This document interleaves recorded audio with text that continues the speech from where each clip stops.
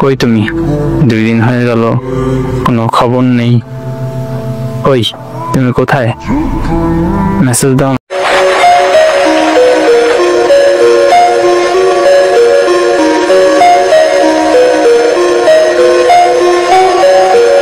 কেন?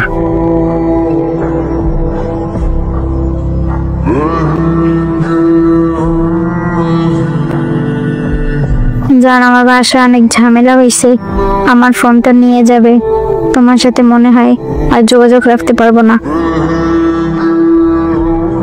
কিছু হবে না, আমি আছি তোমার জন্য। সারা জীবন যেদিন তুমি পারবে সেদিন মেসেজ করো। নিজের খেয়াল রেখো, ভালো থাকো। হ্যাঁ, তুমিও ভালো থেকো। আল্লাহ হাফেজ।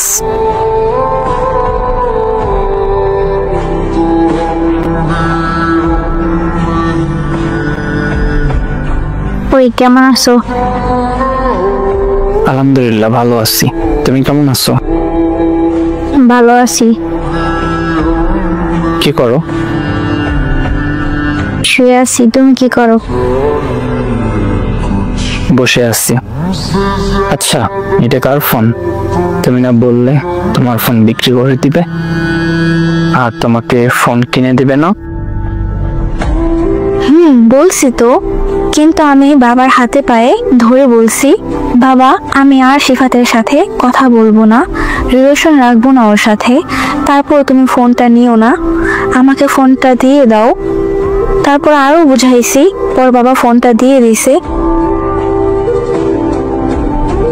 তাহলে আবার যদি দেখে কথা বলছো আমার সাথে, তখন কি হবে?